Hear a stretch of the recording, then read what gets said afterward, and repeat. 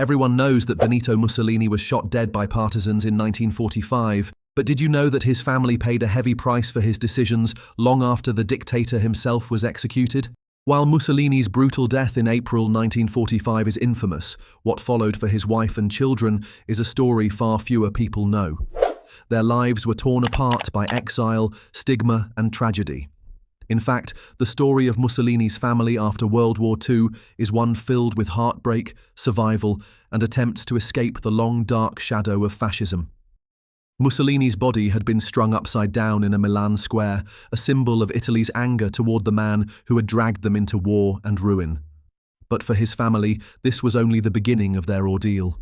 The war ended, but for them, survival in a country that despised their name was its own battle. Overnight, their security vanished. The wealth, the power, and the privileges that came from being the family of a dictator evaporated. They were left only with grief, shame, and a name that carried the hatred of an entire nation. Rachele Guidi, Mussolini's wife, was the first to feel the full weight of this fall.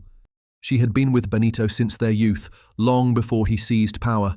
To the very end, she had stood by him, loyal to the point of blindness. After his death, she was arrested by Allied forces. Although she was released not long after, life was never the same.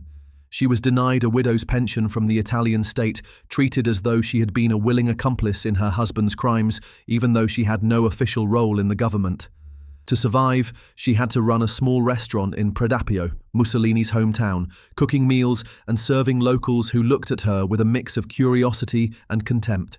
She spent the rest of her life quietly defending her husband's memory, never renouncing him, never apologizing for her loyalty. When she died in 1979, she was still the widow of Il Duce, never forgiven, but never repentant either.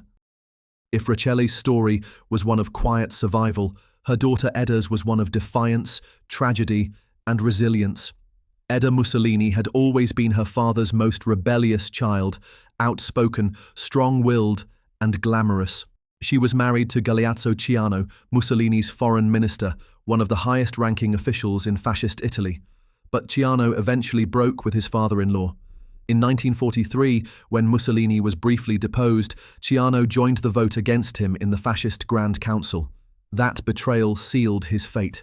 In early 1944, Ciano was executed by firing squad in Verona, an execution that Mussolini himself approved.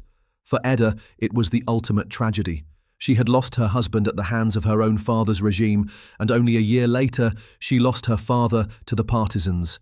When the war ended, Edda tried to flee Italy, disguised as a peasant woman, but she was captured by Allied troops and imprisoned in Naples.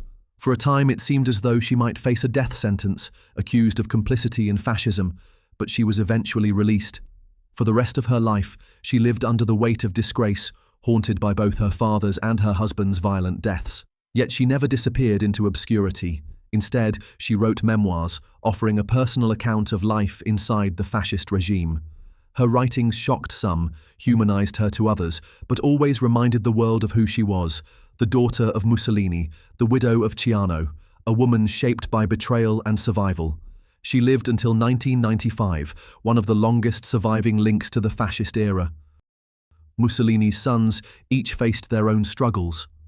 Vittorio, his second child, had tried to carve out an identity separate from his father's politics by working in film.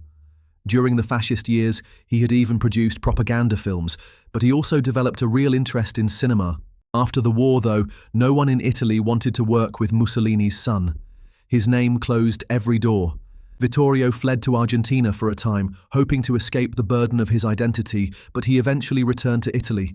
He tried again and again to reinvent himself as a writer, a critic, a cultural commentator, but every time he made progress, the Mussolini name dragged him back down. To Italians, he was not Vittorio the filmmaker. He was Mussolini's son, and that was all he would ever be.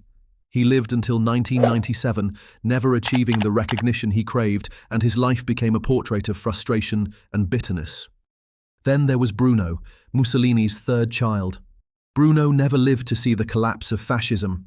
A passionate aviator, he joined the Italian Air Force and became a test pilot.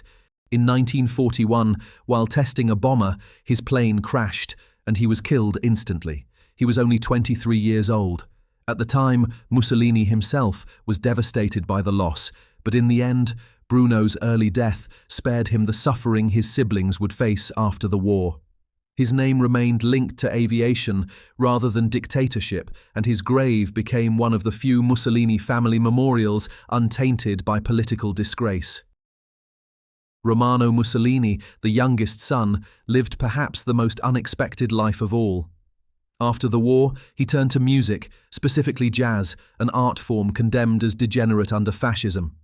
Romano became a pianist, playing in clubs across Italy. It was almost ironic. The son of a dictator who had scorned jazz now embraced it, making it his life's work.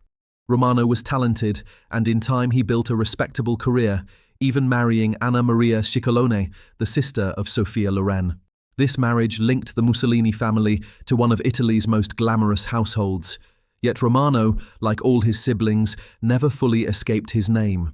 In interviews, he avoided discussing politics, insisting he wanted to be judged by his music alone. But the Mussolini name followed him everywhere, whispered in every club, printed in every review.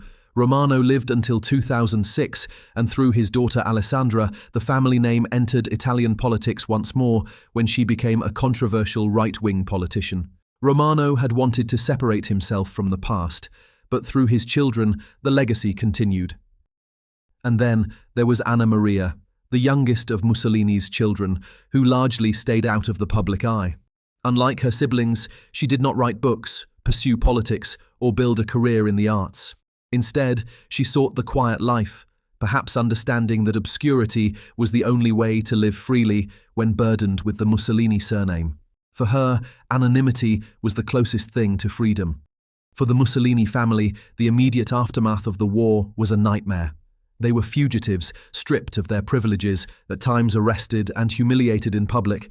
Edda's capture while disguised as a peasant, Rachele's imprisonment by the Allies, the family's flight from city to city, all of these moments symbolized the collapse of what had once been a ruling dynasty. From controlling Italy with near absolute power, they were reduced to powerless outcasts. Their survival depended not on influence or wealth, but on sheer resilience. And yet, remarkably, they endured. Some wrote, some played music, some simply lived quietly. They could never erase the past, but they found ways to live with it. In the end, what happened to Mussolini's family after World War II was not a single story, but many. Rachele, the widow who refused to renounce her husband, lived out her life in Predappio, tending to her restaurant and her memories. Edda, the rebellious daughter, endured the deaths of both her father and husband, emerging as a tragic yet resilient figure who lived well into the 1990s. Vittorio, the frustrated son, drifted between careers, chasing recognition that never came. Bruno, the lost aviator, died young, spared from the shame that followed. Romano, the jazz pianist, sought to escape through music, only to see the family name resurface in politics through his own children. And Anna Maria, the quiet daughter, faded into obscurity, perhaps the only one who succeeded in escaping the spotlight. Their stories show that the legacy of a dictator does not end with his death. It lingers, it stains, and it shapes the lives of those left behind. Mussolini's children carried that burden for the rest of their days, each in their own way. Some fought against it, some embraced it, and some simply tried to survive it. Together, they remind us that history does not only haunt nations, it haunts families too. The shadow of Mussolini was inescapable, and his children bore it for the rest of their lives. If you found this story about Mussolini's family after World War II intriguing, make sure to like this video, subscribe to our channel, and ring the notification bell so you don't miss our future deep dives into history's most fascinating and controversial figures. And let us know in the comments, whose story surprised you the most?